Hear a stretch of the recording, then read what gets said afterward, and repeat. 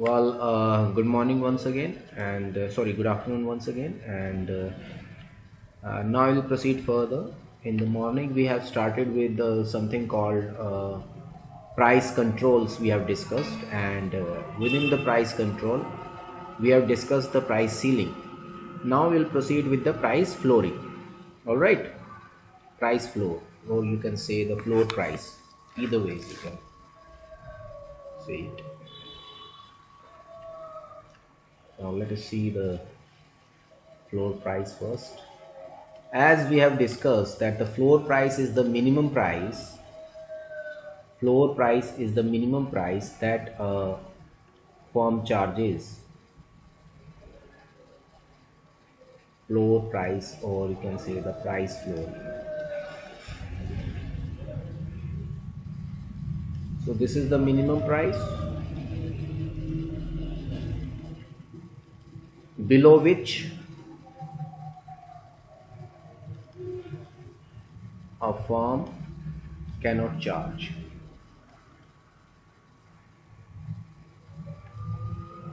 कि ये वो प्राइस है जिससे कम पर कोई भी एक फर्म पे नहीं कर सकती या चार्ज नहीं कर सकती। इससे नीचे चार्ज नहीं कर सकती, इससे ऊपर चार्ज कर सकती है। अब ये किसके लिए होता है? To protect the interest of sellers और प्रोड्यूसर्स और सेलर्स के इंटरेस्ट को प्रोटेक्ट करने के लिए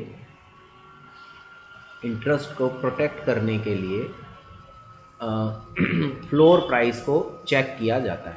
फ्लोर प्राइस को क्या किया जाता है? चेक किया जाता है। बात समझ में आ रही है आपको? इसको बोलते हैं minimum price below which a firm can not charge.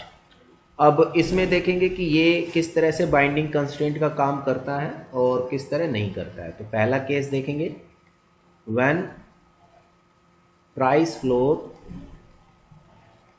is below equilibrium price.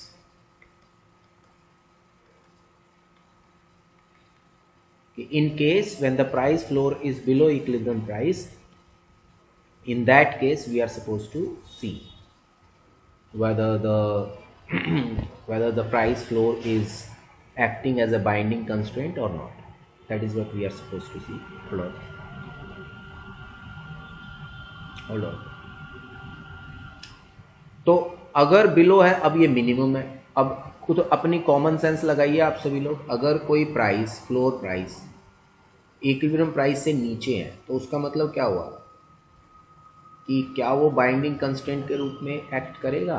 Will it be binding constraint on the market? The answer is no, because price floor is the minimum price that the sellers or the buyers can charge or pay not below that minimum price, but are able to pay the price higher than the minimum price. Let us see. Suppose this is the equilibrium point and this is equilibrium price, and probably this is the equilibrium quantity. Now suppose the government fixes a price floor below equilibrium point. अगर equilibrium point से नीचे fix कर देती है government,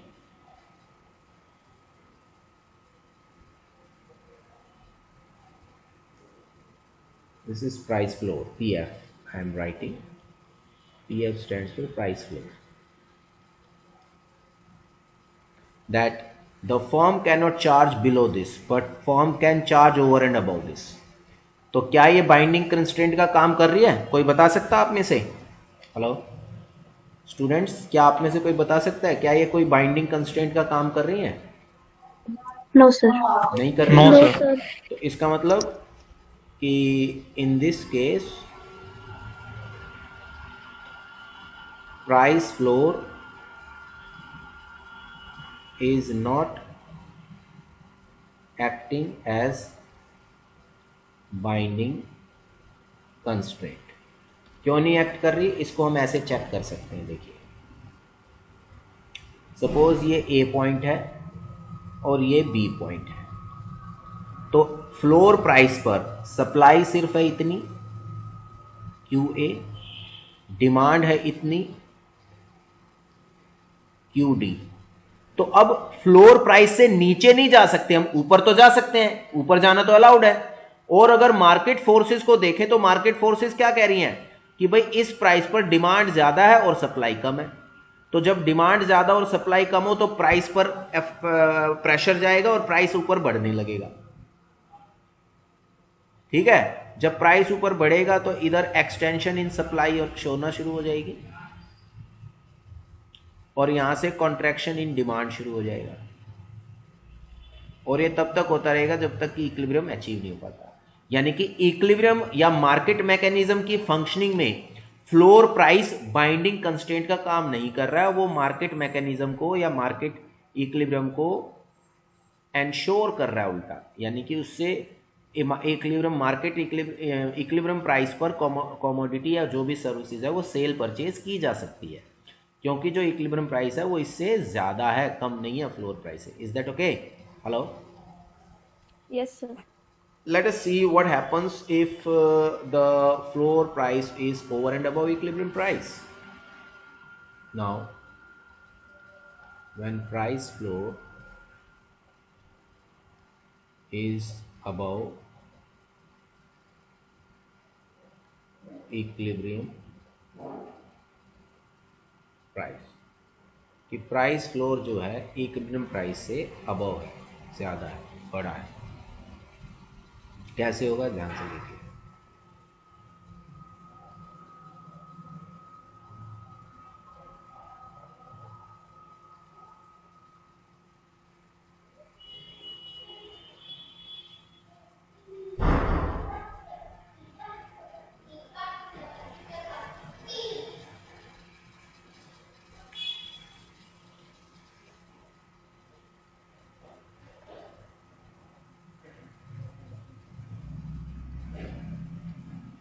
ये demand है, this is the supply. One more thing कि यहाँ जो है ये देखो ये शॉर्टेज है, या इसको बोल सकते हैं एक्सेस डिमांड, करके। तो ये इक्विलिब्रियम पॉइंट है E0, ये इक्विलिब्रियम प्राइस है P0, ये equilibrium quantity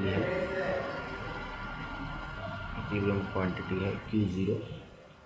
now suppose the government fixes the price floor over and above this. Let us see here.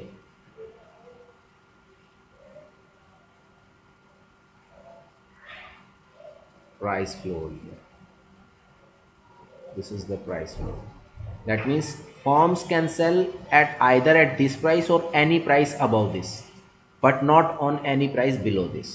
तो इक्विलिब्रियम प्राइस यहाँ है, तो इस सिचुएशन को हम देखें तो ये A पॉइंट हो गया, let me use some other colour, ये A पॉइंट हो गया, ठीक है, और ये B पॉइंट हो गया, ठीक है जी।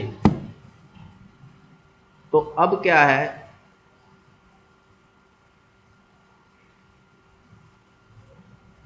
ये quantity of A,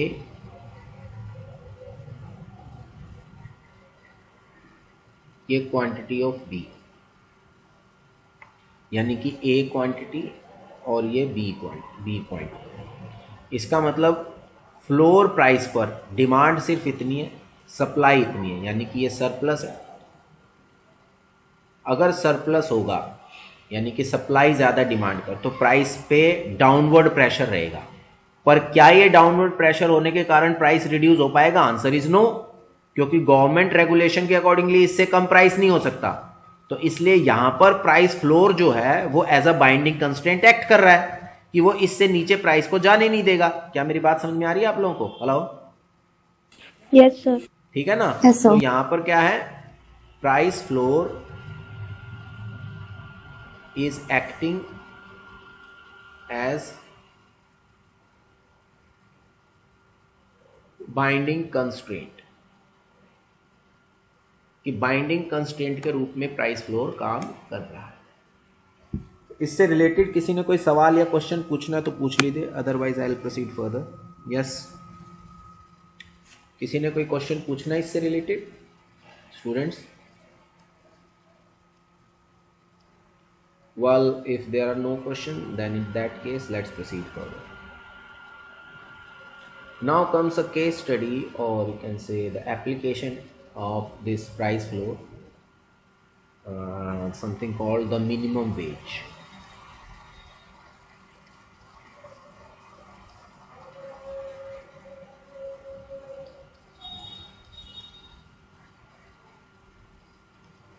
minimum wage means देखो, जैसे प्राइस फ्लोर जो है वो सेलर के इंटरेस्ट को प्रोटेक्ट करने के लिए है। तो जब हम किसी ऑर्गेनाइजेशन में काम के लिए जाते हैं, जॉब के लिए जाते हैं या अपनी नौकरी की तलाश करते हैं, तो उस ऑर्गेनाइजेशन में हम अपनी सर्विसेज सेल कर रहे हैं और वो ऑर्गेनाइजेशन वो अपनी सर्विसेज के बदले हमें वेजेस या सैलरीज पे करते हैं। Am I right? Hello hello, yes sir. तो इसीलिए जो मिनिमम वेज लॉज होते हैं वो एक तरीके से प्राइस कंट्रोल का काम करते हैं। जो मिनिमम वेज लॉज होते हैं, यानी कि जब गवर्नमेंट ने ये इस तरह का कानून बनाया कि भाई इससे कम वेजेस और सैलरीज आप नहीं पे करेंगे, मिनिमम इतना वेजेस और सैलरी तो पर्टिकुलर कंसर्न डेजिग्नेशन के पर्सन को दे ही जाएगी, तो वो हो गई minimum wage laws. Is that okay? तो मिनिमम वेज लॉ जो है, जो मिनिमम वेज है वो एक तरीके से प्राइस फ्लोर है, क्योंकि वेजेस क्या है, प्राइस है लेबर के सर्विसेज के बदले, और वो मिनिमम रखते हैं इसलिए वो फ्लोर हो गया। ठीक है, तो कैसे देखेंगे इसको? Late us see what happens.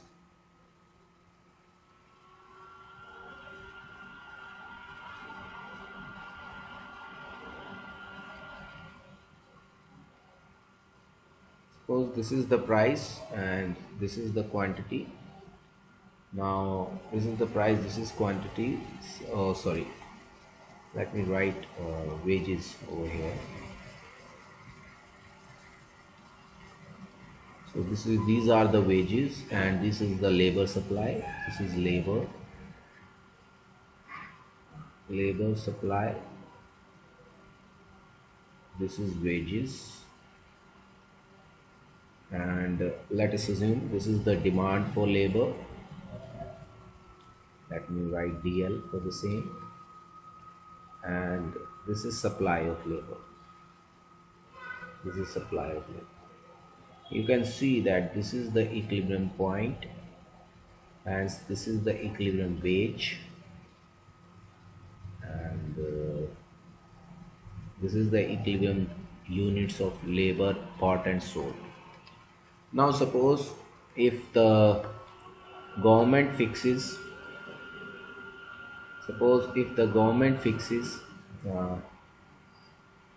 hold on, minimum wages over and above the market price, then what will happen, that we are supposed to see.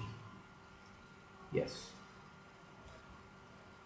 suppose the government fixes wages something like this. These are the minimum wages.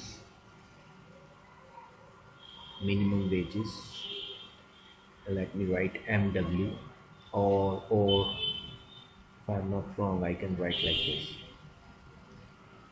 Wow, W with subscript M, minimum wages.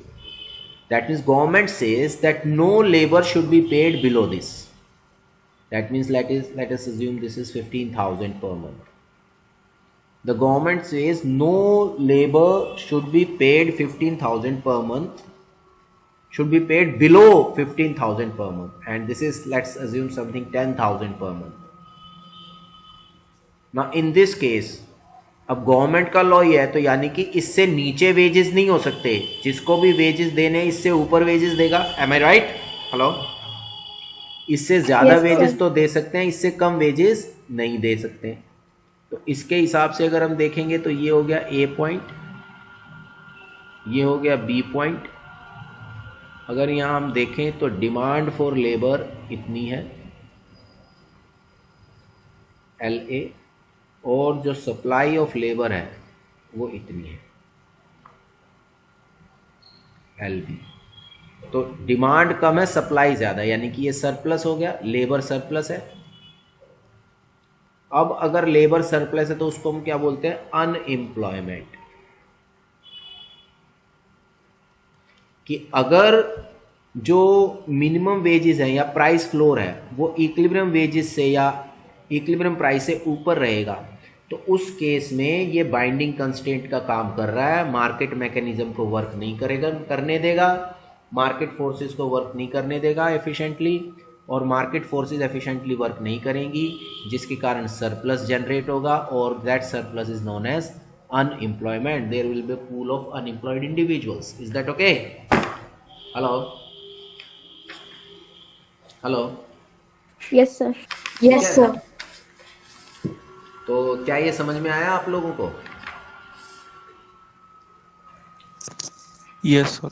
बेटा इससे related कोई सवाल, कोई question पूछना चाहता आप में से?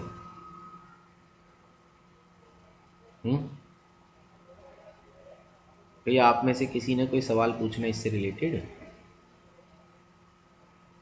हाँ या ना में जवाब दीजिए भाई। अगर पूछना चाहते हो तो यस कहो, नहीं पूछना तो नो कह रहे हो, इसमें क्या बड़ी बात? No, sir. No, sir. No चलिए ठीक है, ठीक है, let's proceed no further. Sir. Okay, let's proceed further now. Look, today we have started the topic supply, demand, and price control. This is what we have started today. I think 3 applications of supply, demand, and elasticity that we have already done. Let me see. Okay, yeah. This is what we have started. तो इसमें हमने जो price control वाला part है ये तो हमने discuss कर लिया है। अब हम डिस्कस करेंगे ये टैक्सेशन का part. M I right? Hello, क्या मेरी बात समझ में आ रही है? Yes, sir. sir. Yes, sir. Yes, अब हम sir. ये टैक्सेशन का पार्ट डिस्कस करेंगे कि ये टैक्सेशन भी एक गवर्नमेंट की पॉलिसी है और ये किस तरह से अफेक्ट करता है। लेट अस सी। सर प्राइस कंट्रोल यहाँ तक पूरा हो गया? हाँ, यहाँ तक प्राइस कंट्रोल पूरा हो गया, अब टैक्सेशन की बारी है। हाँ बोलो। Okay sir. ठीक है, अब टैक्सेशन की बारी है। Yes sir.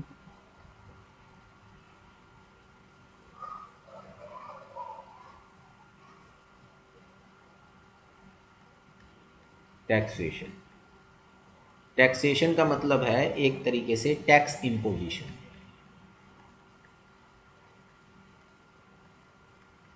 इसको थोड़ा ध्यान से समझना बेटे। टैक्स इम्पोजिशन का मतलब क्या है कि टैक्स जब इम्पोज किया जाएगा, किसी पर चीज़ पर लगाया जाता है, तो उसको हम टैक्सेशन कहते हैं या टैक्सेशन पॉलिसी कहते हैं।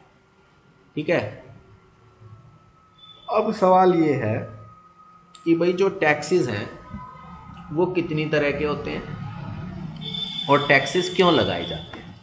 देखो, जब एक इकोनॉमी रन कर रही है, यानी कि जब एक कंट्री के वेलफेयर की बात होती है, तो कंट्री को चलाने के लिए गवर्नमेंट की ज़रूरत होती है, वेलफेयर एक्टिविटीज़ इंडल्ज करने के लिए फंड्स की ज़रूरत होती है, इवन गवर्नमेंट को रन करने के लिए भी फंड्स की ज़रूरत होती है। अब वो फंड्स कलेक्शन कहाँ से होता है? टैक्सेस की फॉर्म में होता है। टैक्स की फॉर्म में जो गवर्नमेंट है वो चार्ज करती हैं पैसा, लोगों से टैक्स कलेक्शन करती हैं, और टैक्स कलेक्शन से जो भी फंड्स पूल अप हो जाते हैं उन्हीं को वो यूज़ करती है फर्दर आगे। फर्दर आगे कैसे यूज़ करती हैं कि भाई आप ये क्या कहते हैं कि एक तरीके से वो फर्दर आगे यूज़ करती हैं पब्लिक सर्विसेज प्रोवाइड करने में। पार्क्स, रोड्स की कंस्ट्रक्शन है, स्कूल्स, नेशनल डिफेंस है, ठीक है, पब्लिक प्रोजेक्ट्स हैं, बहुत सारी चीज़ें हैं जो गवर्नमेंट करती है। पार्क्स का कंस्ट्रक्शन होता है, स्टेडियम्स का कंस्ट्रक्शन होता है पब्लिक वेलफेयर के लिए। तो इन सब के कंस्ट्रक्शन के लिए पैसे की ज़रूरत होती है जो कि गवर्नमेंट टैक्सेस की फॉर्म में कलेक्ट करती है। Is that okay? Hello, Yes, sir. Yes sir.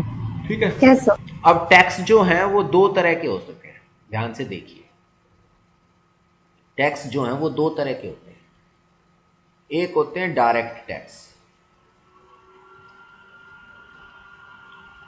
और एक होते हैं इनडायरेक्ट टैक्स। तो जो डायरेक्ट टैक्स हैं वो क्या होते हैं, अब ध्यान से समझिए। तीन टर्म्स होती हैं, तीन टर्म्स। क्या? एक है इम्पैक्ट ऑफ टैक्स, ये टेक्निकल टर्म्स है। दूसरा है shifting of tax, tax burden. तीसरा है इंसिडेंस ऑफ टैक्स। ये तीन टर्म है जो हमें ध्यान में रखनी है, ठीक है। इम्पैक्ट ऑफ टैक्स का मतलब क्या है? इम्पैक्ट का मतलब है लीगल ऑब्लिगेशन।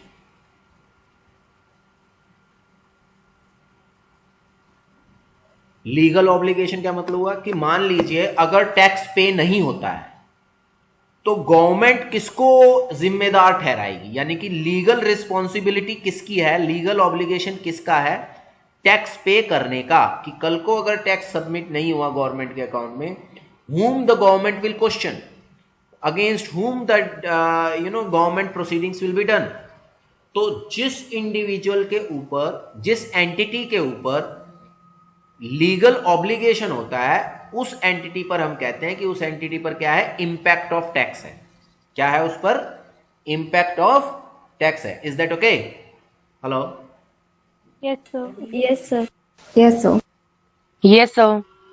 ओके, नेक्स्ट है इंसिडेंस ऑफ टैक्स।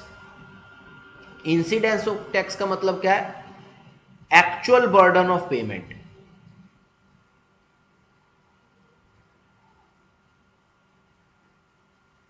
कि एक्चुअल में वो टैक्स का पैसा, चलो जिम्मेदारी किसकी है, यानी कि सरकार किससे पूछेगी वो एक अलग बात है, एक्चुअल में किसकी पॉकेट से पैसा जा रहा है, that is what the incidence of tax means. ये मतलब है इंसिडेंस ऑफ टैक्स, जिसकी जेब से पैसा असलियत में निकल के जाएगा टैक्स की फॉर्म में, वो कहलाता है incidence of tax. Is that okay? Hello? Yes, sir. Yes, sir. समझ में आया इंसिडेंस ऑफ टैक्स का क्या मतलब है? कैसे, ध्यान से देखो। अब डायरेक्ट टैक्स में क्या होता है? डायरेक्ट टैक्स के केस में क्या होता है कि in this case impact of tax and incidence of tax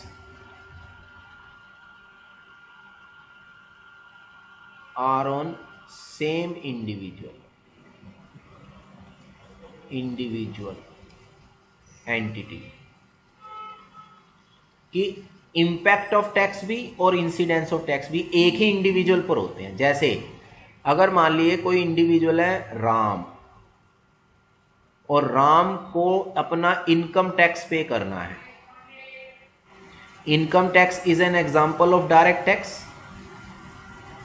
income tax is an example of direct tax. अब राम को अगर इनकम टैक्स पे करना है तो ये जो इनकम टैक्स है ये राम का लीगल ये राम की जिम्मेदारी है इनकम टैक्स की। राम का इनकम टैक्स राम ही पे करेगा, कोई और तो पे नहीं करेगा। तो अगर कल को इनकम टैक्स डिपॉजिट नहीं हुआ गवर्नमेंट के पास तो गवर्नमेंट किसको क्वेश्चन करेगी? राम को नोटिस भेजेगी कि भाई आपकी इनकम टैक्स रिटर्न फाइल नहीं हुई है, आपका इतना टैक्स बनता है वो आपने अभी सबमिट नहीं कराया है। एम आई राइट और wrong? Hello? Yes, sir. Yes, sir. Yes, ठीक है ना? sir. तो इसका मतलब इंपैक्ट ऑफ टैक्स किस पर है? राम पर। अब जब राम के ऊपर आ गया नोटिस टैक्स भरने का, अब राम किसी और को कह सकता है कि भाई तू दे दे पैसा मेरे को टैक्स भरने का और मेरे से दोबारा वापस ना मांगियो? क्या कह सकता है राम ऐसे? No, sir. वो राम को अपनी पॉकेट से ही पे करना पड़ेगा। एम आई राइट और रॉन्ग? Right, sir. तो इंसिडेंस ऑफ टैक्स भी किस पर होगा? राम पर होगा। तो इसका मतलब डायरेक्ट टैक्सेस कौन से होते हैं? डायरेक्ट टैक्स वो टैक्सेस होते हैं जिसमें इंपैक्ट और incidence are on the same individual. Therefore shifting of tax burden is not possible. इसलिए डायरेक्ट टैक्स के केस में टैक्स बर्डन को आप शिफ्ट नहीं कर सकते। डायरेक्ट टैक्स के केस में आप क्या नहीं कर सकते? टैक्स के बर्डन को आप क्या नहीं कर सकते? शिफ्ट नहीं कर सकते on to the others. Am I right और रॉन्ग? Hello, Right, sir. ठीक है। Now comes the indirect tax. Indirect tax क्या होते हैं कि in this case, let me write with other colours so that distinction can be made, you can clearly see it's a different point. Well, in this case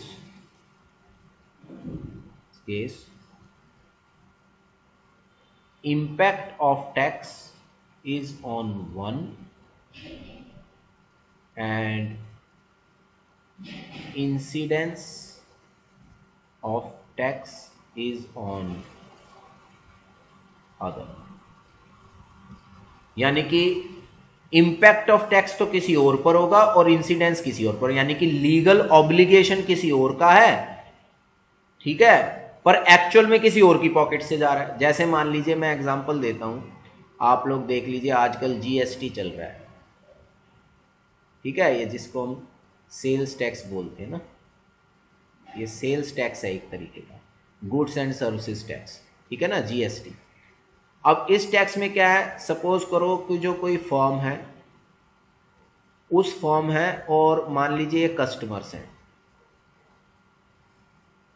तो impact of tax किस पर है, form पर है।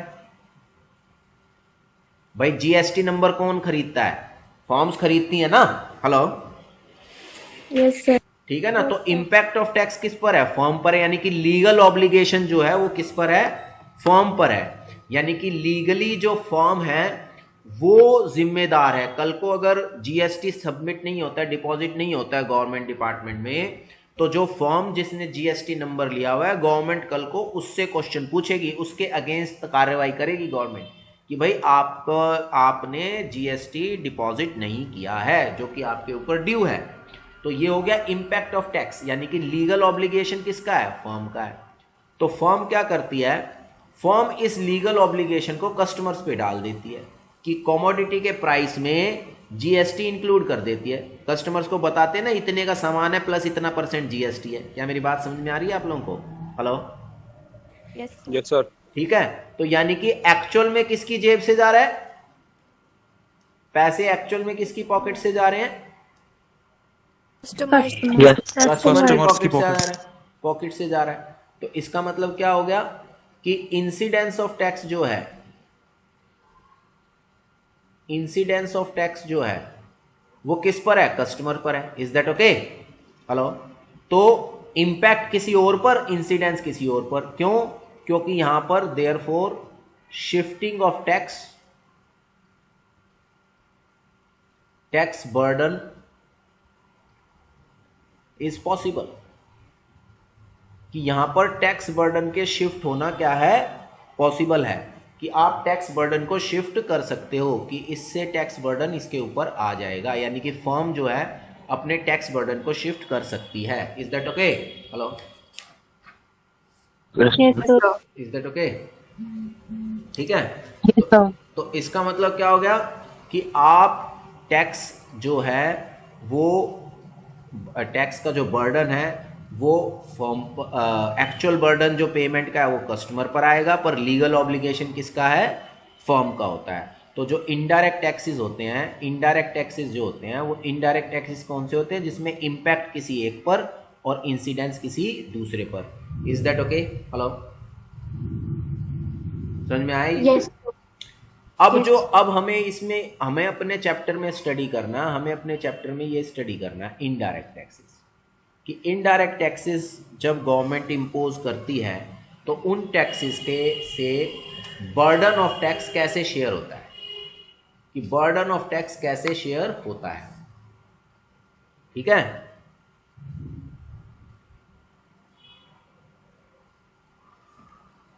अब इसको हम दो तरह से स्टडी कर सकते हैं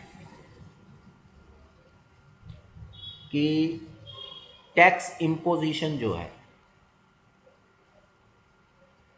टैक्स इम्पोजिशन दो तरह से हो सकता है। क्या? Number 1, tax is levied on firms, or you can say the sellers. Number 2, tax is levied on buyers, or we can say customers. तो जब हम टैक्स लेविड और फर्म्स या सेलर्स बोलते हैं तो ये इससे हमारा मतलब है इम्पैक्ट ऑफ टैक्स, कि जब फर्म्स पर है, और ये क्या हो गया, impact of tax on buyers या कस्टमर्स। अब रियल लाइफ में जब हम एग्जांपल देखते हैं तो रियल लाइफ में हमें सिर्फ ये देखने को मिलता है, impact of tax on sellers. Real life में हमने कभी ऐसा नहीं देखा कि जो इम्पैक्ट ऑफ टैक्स है, यानी कि लीगल ऑब्लिगेशन जो है कस्टमर के ऊपर डाला हो गवर्नमेंट ने। क्या मेरी बात समझ में आ रही है? इनडायरेक्ट टैक्स के केस में लीगल ऑब्लिगेशन कभी भी कस्टमर के ऊपर नहीं होता है, हमेशा सेलर या प्रोड्यूसर के ऊपर होता है। Am I right? Hello Yes, sir. बेटे, समझ आए? Yes, sir. स्टूडेंट समझ आया? Yes, sir. ठीक है? Yes, sir. तो ये कहलाता है क्या? Tax, impact of tax. अब इनमें चाहे इम्पैक्ट, बाकी हम थ्योरेटिकल ये दोनों केसेस एज्यूम करके चलेंगे, दोनों से ही अंडरस्टैंड करेंगे, पर मेरी बात ध्यान से सुनिए कि फिलहाल हम पहले देखेंगे impact of tax on firms और सेलर्स, क्योंकि ये ज्यादा रियलिस्टिक सिचुएशन है। ये ऐसी सिचुएशन है जिसमें कि रियलिटी में कस्टमर्स के ऊपर इम्पैक्ट आता है, ये हमें देखने को मिलता है। उसके बाद हम बायर्स का देखेंगे, दोनों में ही। बाकी रिजल्ट जो होता है, कंक्लूजन जो होता है, वो एक जैसा रहता है दोनों ही केसेस में। रिजल्ट जो है वो कैसा रहता है? दोनों केसेस में एक जैसा रहता है। Hello Yes. Yes. स्टूडेंट, समझ में आ रहा है बेटे कि दोनों ही Yes, केसेस sir. में रिजल्ट जो है वो एक जैसा रहता है। ठीक है? तो अब कैसे होगा? अब ध्यान से देखो, पहले बताने से पहले मैं एक चीज और समझा देता हूं। अब क्योंकि यहां टैक्स इंपोजिशन हो रहा है सेलर पर, फर्म पर, तो supply curve will be affected. Am I right? Yes. Yes, sir. और जब इंपैक्ट ऑफ टैक्स लेविड होगा कस्टमर पर, तो उस केस में demand curve will be affected.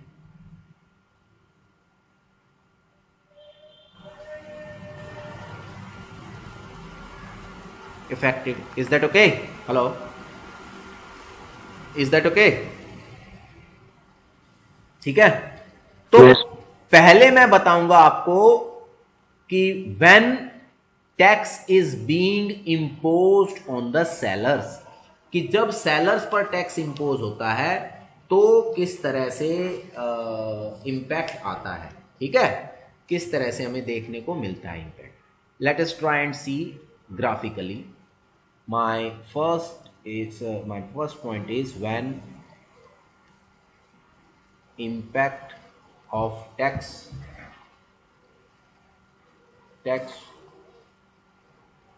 is on seller, कि जब impact of tax किस पर है? seller पर। What will happen in that case? Let's try and represent this thing through graph.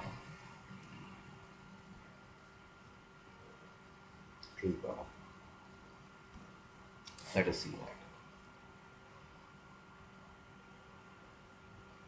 Let's see that. So, auto save.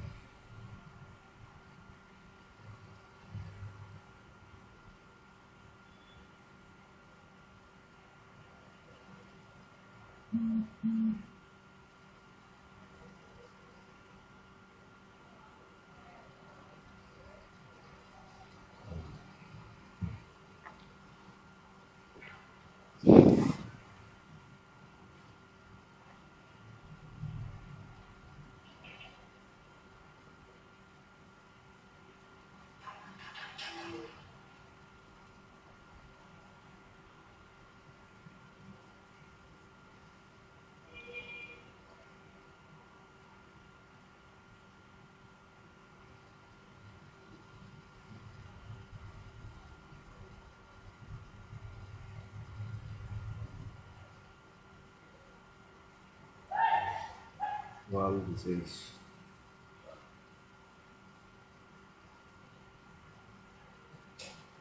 is the quantity, this is region point, this is price.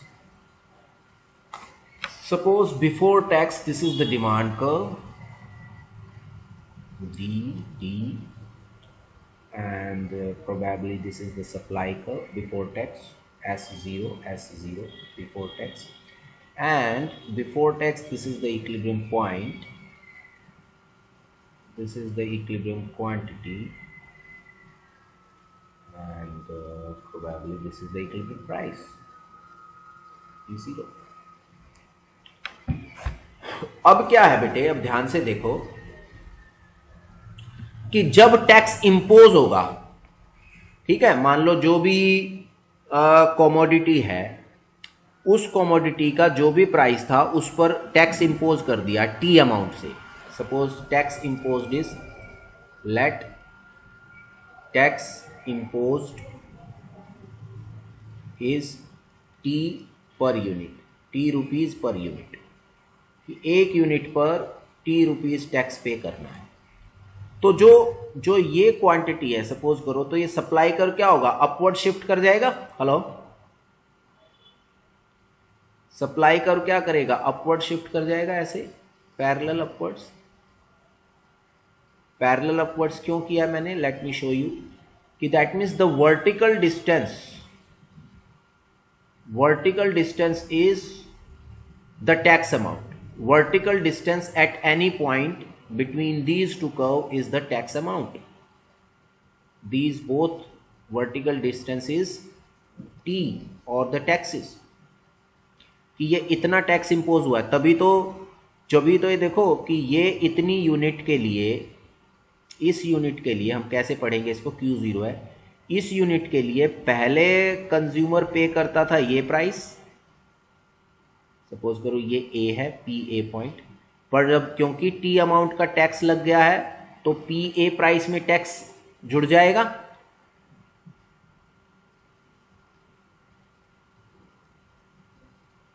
P A price में क्या होगा, tax add हो जाएगा, और जो price बन जाएगा वो क्या बन जाएगा, ये बी पॉइंट है, सपोज पी बी.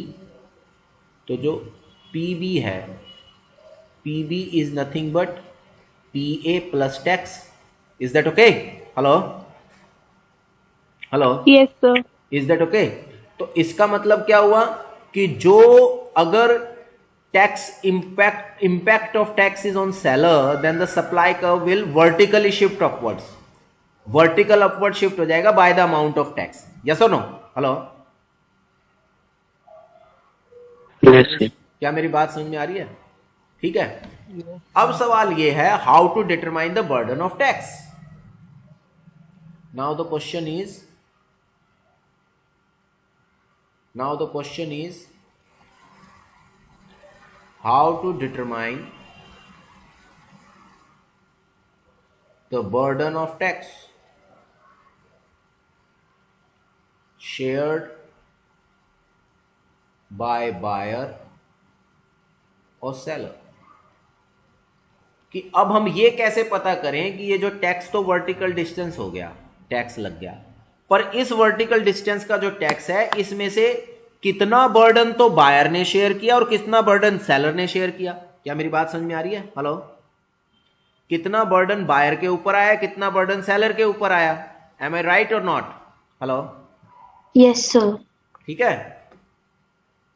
तो अब देखो, ये देखोगे तो इसके ये जो वर्टिकल डिफरेंस है, ये टैक्स अमाउंट है, यहां पर ये J पॉइंट और ये H पॉइंट में ले लेता हूं. तो सबसे पहले हम देखते हैं burden on buyer. Burden on buyer, कि अगर मुझे बर्डन ऑन बायर निकालना है तो मैं कैसे निकाल लूंगा, price paid after tax minus price paid before tax. Is that okay students? Yes, sir. कि भाई बर्डन बायर को कितना महंगा पड़ा टैक्स लगने के बाद कि वो हमें पता चल जाएगा कि टैक्स लगने से पहले कितना पर यूनिट प्राइस पे कर रहा था बायर और टैक्स लगने के बाद कितना पे कर रहा है. Am I right? Hello students, Yes, sir. ठीक है. अब Yes, sir. अब ऐसे ही क्या है, burden on seller. Burden on seller, burden on seller में क्या लिखेंगे कि price received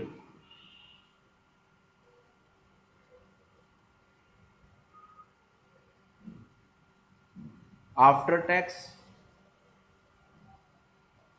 sorry, price received before tax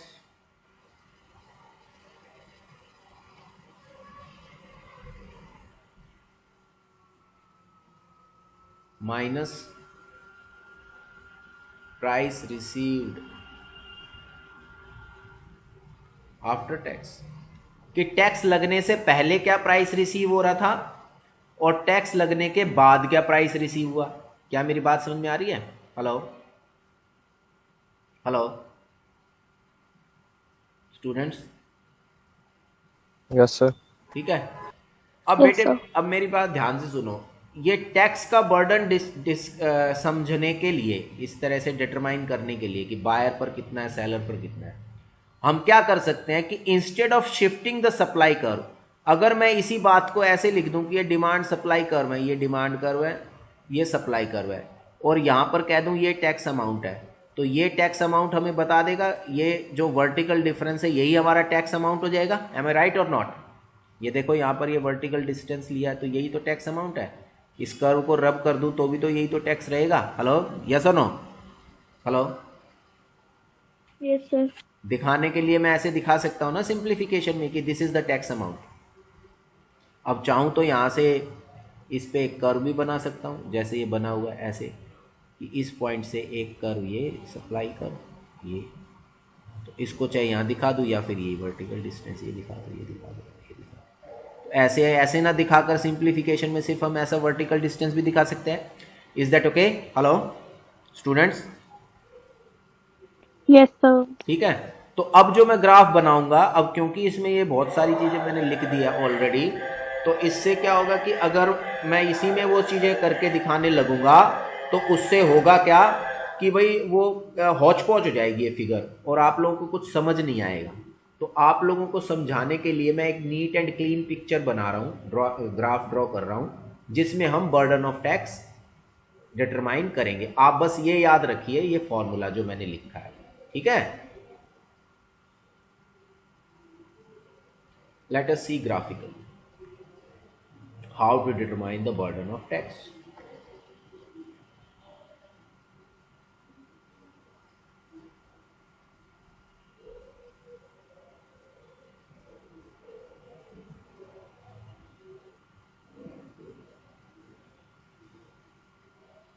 Suppose this is the price and this is the quantity. Suppose this is the demand curve, D and D. Let us assume this is the supply curve, just for the sake of simplification, S and again S. And let us assume this is the tax. This is point A and this is point B. Okay. Now let us see. Well, when tax was not there, then this would be the equilibrium point and this would be the equilibrium price. कि अगर tax नहीं होगा तो ये equilibrium price रहेगा. क्या मेरी बात समझ में आ रही है आप लोगों को? Hello students, Yes, sir. ठीक है. तो ये इक्विलिब्रियम प्राइस है, तो इसका मतलब क्या है कि price paid bye paid, hold on, yes, this is the price paid by buyers before tax, which is equals to price received by seller before tax, कि टैक्स से पहले बायर इतना प्राइस पे कर रहा था और सेलर भी इतना ही रिसीव कर रहा था. Is that okay? यस और नो?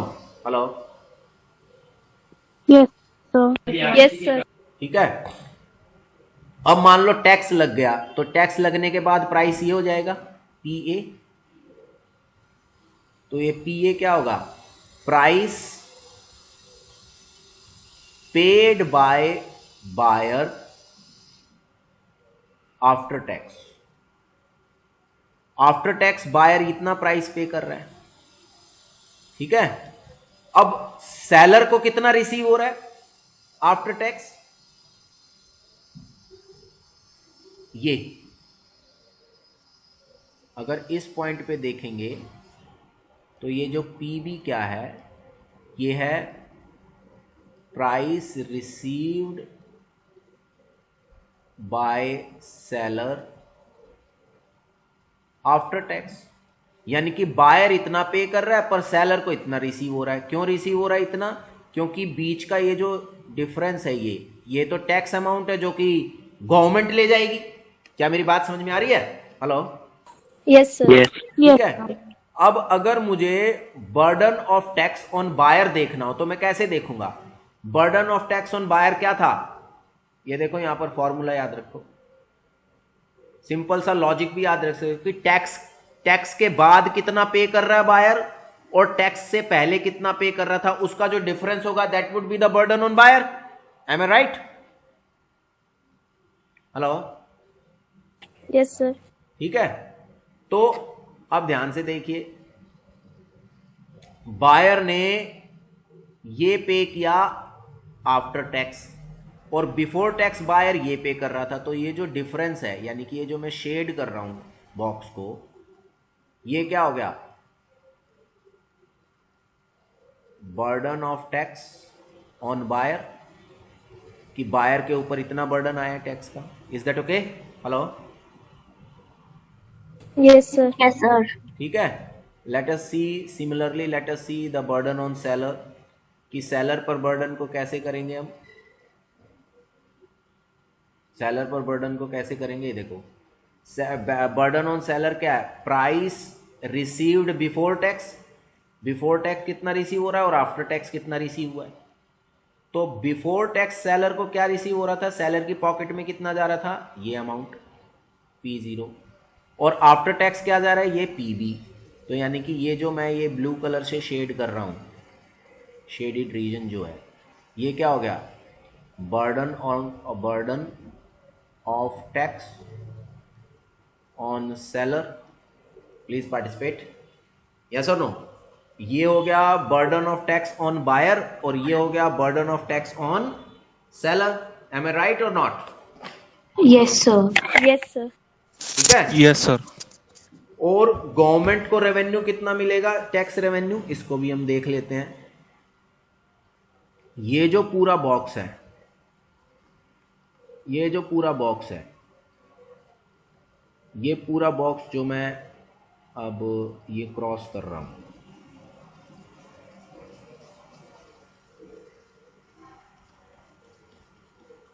ये जो पूरा बॉक्स है, ये क्या आ जाएगा?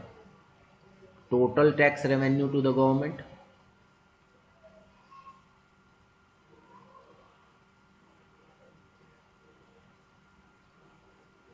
एम आई राइट और नॉट? Hello, Yes, sir. ठीक है ना. ये टोटल टैक्स रेवेन्यू हो जाएगा गवर्नमेंट को. तो इसका मतलब क्या हुआ कि हम बर्डन ऑफ टैक्स को ऐसे डिटरमाइन कर सकते हैं. हम बर्डन ऑफ टैक्स को क्या कर सकते हैं? ऐसे डिटरमाइन कर सकते हैं कि बर्डन ऑफ टैक्स बायर पर कितना है और बर्डन ऑफ टैक्स सेलर पर कितना है, कि सेलर पर बर्डन ज़्यादा है या बायर पर बर्डन ज़्यादा है. इससे रिलेटेड किसी ने कोई सवाल पूछना हो तो पूछ सकता है. Sir, I want to ask one question. हाँ, yes please. What's your name? Dipali, sir. Dipali. हाँ, पूछो बेटे. सर, यहाँ पर burden of tax on seller और burden of tax on buyer मतलब साइमल्टेनियसली दोनों साथ में होते हैं. हाँ हाँ, ओके सर, ओके। ठीक है ना भाई। देखो ऐसा हो सकता है ना, प्रैक्टिकलिटी समझिए।